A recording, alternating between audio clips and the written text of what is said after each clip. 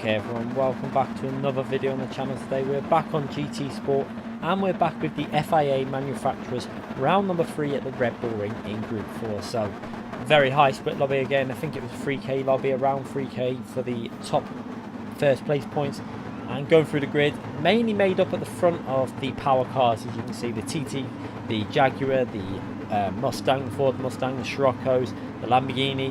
Very much so a power track in Group 4, so very hard for the NSX to get quite far up, although I did manage a reasonably good lap, the first of pretty much the handling cars in P9 there, with only a few tenths off of the pole position time. We did manage the 1 minute 35.1, which wasn't bad at all, assisted by Jonas in qualifying by literally just sticking to his slipstream for as long as possible and actually managed to jump him in the qualifying session. So thank you to Jonas for that slipstream for the whole lap.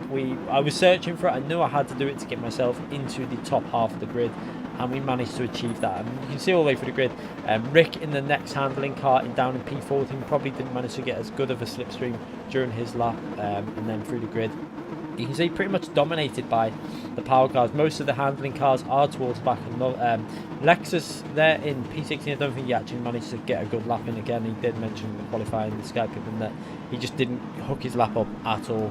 And then the Citroen there, pretty much another handling car. And then down in P19, the Group 4 Toyota in the back of the grid. So starting from P9, the aim is to try and look after these tires. We're going for a no-stop strategy. This race had many different strategies. It was possible that I could have gone on the softs. We did test it out and it was actually achievable, and that was even without burning the fuel before the start of the race. So I knew that it would have been possible, but I decided to play it a little bit safer and go on the medium tyre and hope that it would pay off towards the end of the race with slightly better tyres.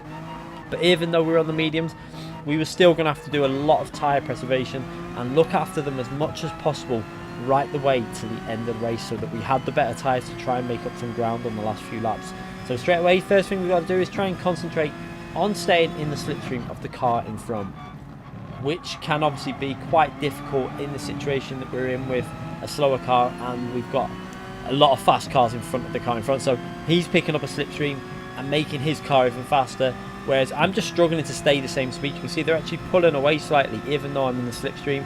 And then into the braking, we should be able to gain a little bit of time in the braking zones. The NSX quite strong in the brakes, and then on the power, just got to be cautious of that rear tyre, trying to make sure that we don't slide the rears too much and just overdrive them and cause them to wear out fast, because it was the rear tyre we had to preserve.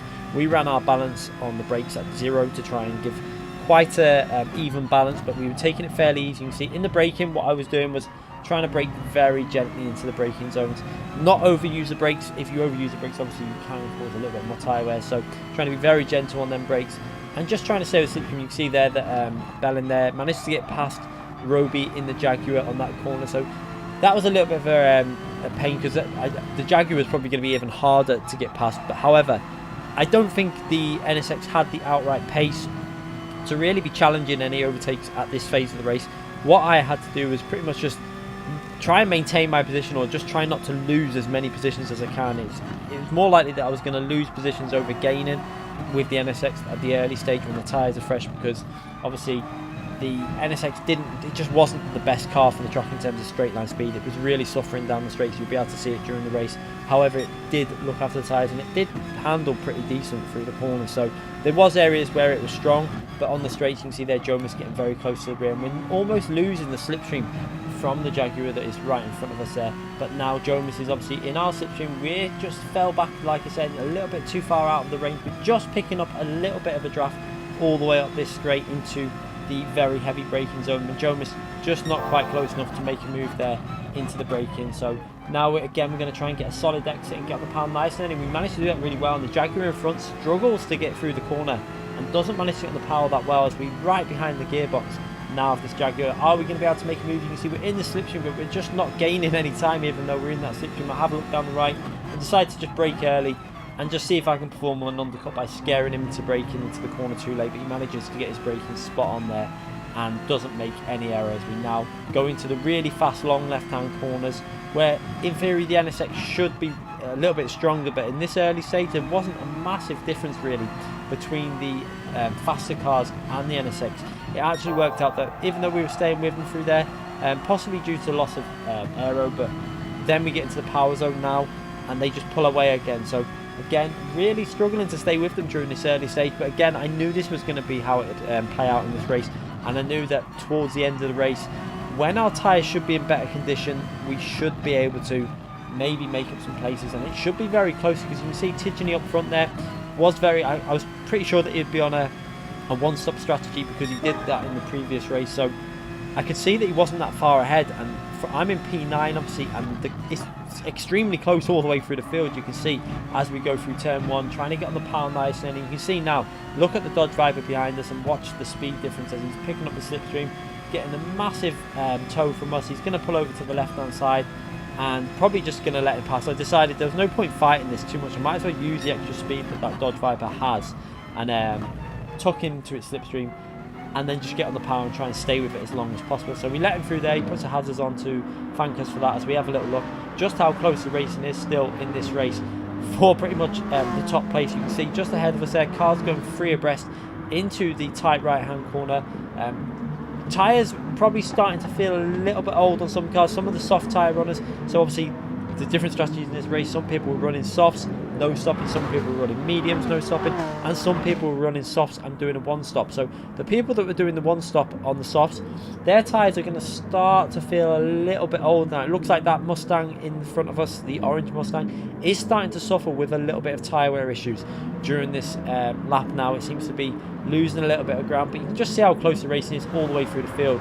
There's no real field spread going on at all. It's pretty much bumper to bumper all the way from first all the way through the grid. There's a little bit of a gap in the odd place, but there's nothing massive as we have a little look coming into the final bend now, as we're about to start lap 4, and you can see the gap isn't really increasing to the leaders too much, and that was quite good for myself, because it meant if we could look after these tyres and we can find a way past some of the faster cars in terms of their straight line speed, then we might be able to make this strategy work.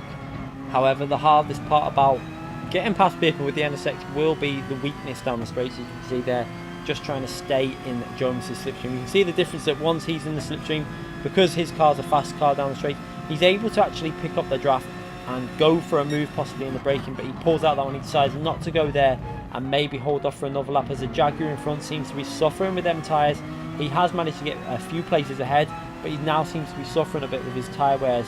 We now just tuck into Jonas's slipstream, and again, just trying to look after the tyres while I'm picking up their draft. This is kind of helping me out.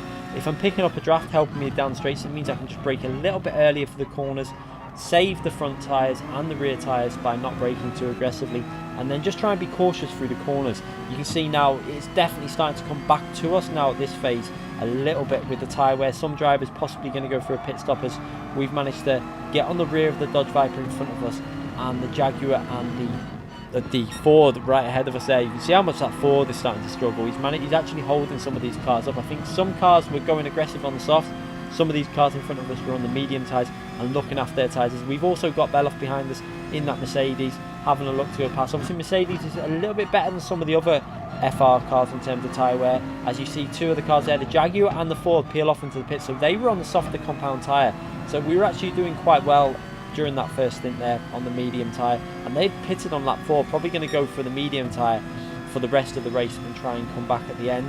Will that work? I'm not too sure. I think it's probably best to just do a direct split, maybe 5 laps on the soft and then do 6 laps on the soft on the last stint, but we'll see how that works out for them drivers towards the end of the race, as we now again picking up the slipstream all the way to the top of the hill. You can see that behind us, the difference, we're dropping back from the car in front, but Beloff behind the Mercedes is actually gaining time once he's got that inside line. I'm going to have to try and go very deep into the corner and try and get really good traction off the exit, but side by side as we now get on the power, and you can just see the difference now. We're picking up a little bit of slipstream there, but now watch, the Mercedes is going to pick that draft up and just pull away there. So there's not really much I can do in terms of fighting for this position. I'm going to try and stay on the left hand side, maybe try and brake late. You see, braked fairly late, managed to get on the brakes fairly early, try and tuck back up on the inside of Beloff there. But again, he's going to have the inside line now for the two long left hand corners, and it's going to be really hard to make any sort of move around the outside here. So we brake again, try and tuck back up the inside again to see if we can make the move again on the inside, but we got on the power really well. Unfortunately, we just tapped the rear of Beloff's car where he wasn't able to get on the power quite as well as ourselves, and now we're going to just have to again sit in that slipstream. We're down to P9, but obviously we started P9, so we haven't actually lost any positions from where we started. However, some cars have pitted already in this race, so we've lost positions technically in terms of overtakes, but we've also gained some positions with cars pitting. As again, you've got more cars in the pits there. You can see the top 3 all in the pits together there, and that's going to help us jump up a few positions up to P6. So some very different strategies going on in this race. You can see some people pitting early and then putting the mediums on, some people pitting around about halfway and staying on the softs in, and a lot of drivers staying out on the mediums and driving them differently. Some drivers decided to drive aggressively on the mediums, some drivers were driving fairly calm and trying to look after the medium tyres. As you can see up ahead, P1 now is pretty much just going through the corner now, so we're only a few seconds back from P1 in this race. This shows you how it's coming back to us a bit now, and how at this stage of the race it is pretty much anyone's battle for the victory. Basically, it's extremely close. We've got some drivers that are up ahead that's probably looked after their tyres a little bit more, and some that have really pushed their tyres. I think also there might have been some drivers in cars that really would struggle with the softs, going for a no stop on the softs, which was quite a brave move. Interesting how that pays off, I'm not too sure, as we now again picking up the slipstream of P5 and just trying again use their slipstream to help us out in terms of braking a little bit earlier, looking after the tyres. You can see our tyres at this stage, we're coming up to pretty much halfway in the race. Our tyre wear is looking okay. We've got the tyres to last all the way fairly comfortably now. They're not going to run all the way down to the red. The good thing about the NSX is that when the tyres do run down to the red, there's like pretty much just 1% of tyre left. There's still reasonable grip within that tyre wear. It doesn't become undrivable. It's still fairly stable around the corners and reasonable in the braking. It's just when they completely go, that's when you kind of lose the front end on the car. But that's how Group 4, you can tend to run the tyres a lot lower than other classes of car like Group 3 and Group 2, etc. There, and Group 1 obviously, them cars are much harder when the tyres are completely gone. But again, you can see losing pace down the straight. This is where the power zones were really hurting the NSX a bit. I wasn't able to really use the slipstream to get me past anyone or even help me get closer. What was happening was, when we were in the slipstream, because it was a long line of cars, we were just falling a little bit back every time. It wasn't any real gains, as we again having to go defensive on the inside. There's a I think there's a Hyundai to the side of us there. Obviously another car that's quite powerful on straight lines in Group 4 is going to get the undercut on us on the exit there. We're going to try and defend it, but there's no point battling too hard. Again, like I say, it was all going to come down to the last few laps, and I kind of could see the way the race was going.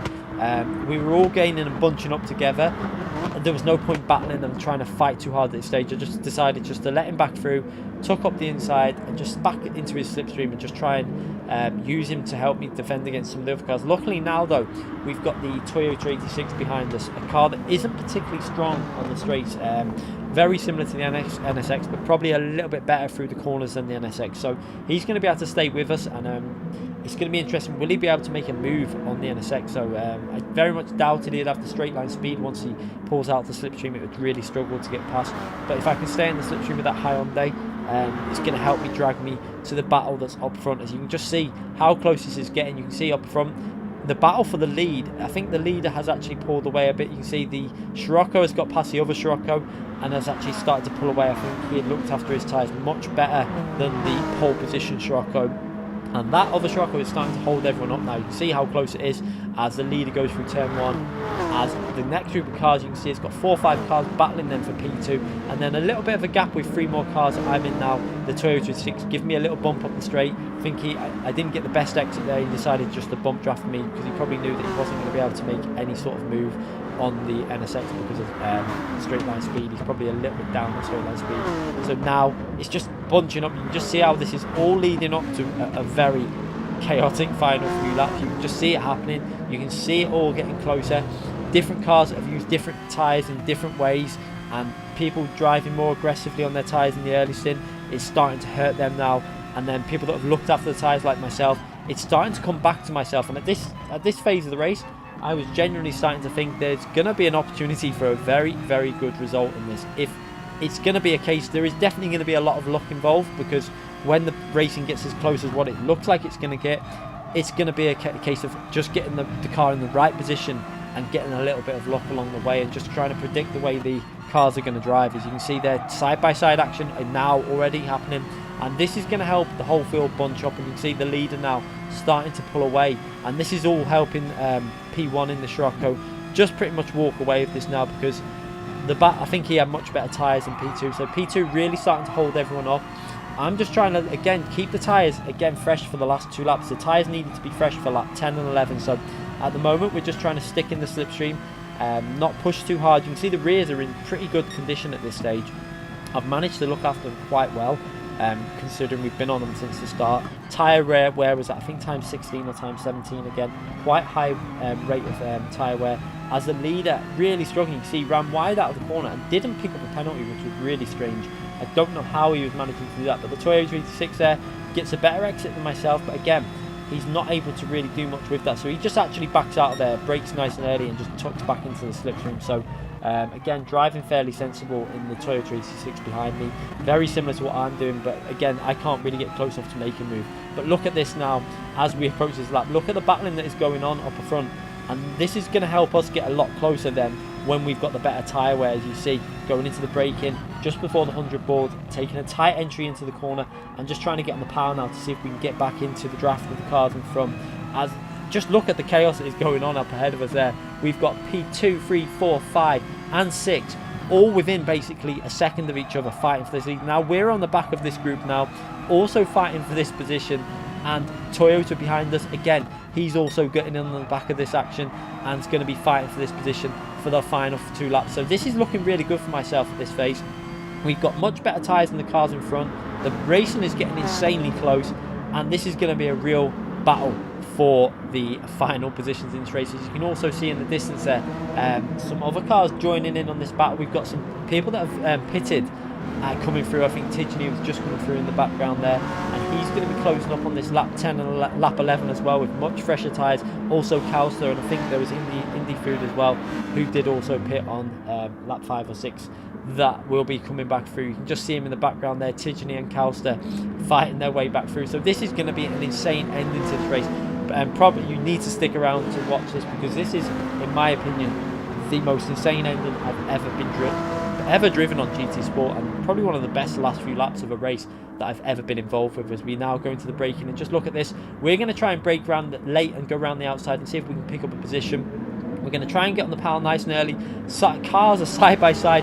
Action is going on everywhere in this race. The Scirocco is still managing to hold on to that position purely because of its straight line speed. As we jump back on board with myself, we're in P7. Are we going to be able to brake late? And you can see I've got P3 right in front of me, and I'm actually in the slipstream of P3 now, and P2 is there. I'm going to try and get on the panel nice and early, stick in the slipstream, but Beloff there just cuts back across our front and manages to block that line, so I can't go down the inside. He's defending that. He obviously knows that I'm there with probably better tyres now, and we've got a car on our outside, the Hyundai, which we're going to try and get past. We managed to get past that on the inside, and now this is going to come down to a last lap brawl. You can just see it happening. We've got cars behind us side by side.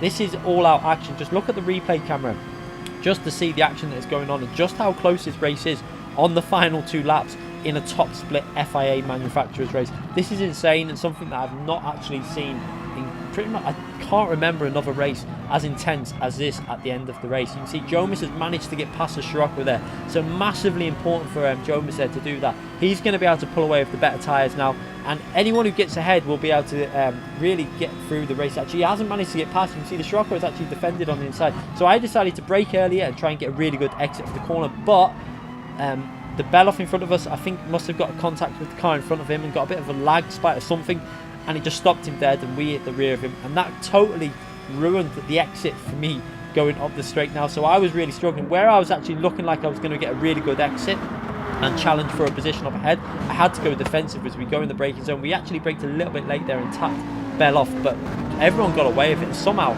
everyone gets through the corner all together there on this final lap, and just look at this chaos that is going on. This is from P2 to P11 fighting for that final position. Insane driving going on in this race. As you see, Jomis has managed to get past. Also Bellin's got past the other Viper, past the Scirocco, and now the Scirocco's really defending. We've got T-GT on our left. We're trying to defend from T-GT, although not much I can do with these older tyres and the medium tyres, not as much grip as the softer tyres.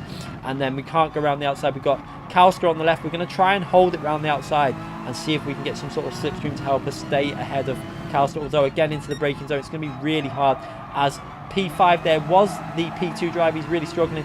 We nearly lose control of the cars. We try and go around the left hand side and then try and pick up Calster's slipstream now. So this has gone from a possible amazing result to one that I wasn't quite 100% happy with. But just look at the racing that's going on. As we go through this right hand corner, we get nudged in the side by the Scirocco and pushed wide, and luckily don't get a penalty because the game detects that he pushed us wide. And the same with Calciday, pushes Calciday wide.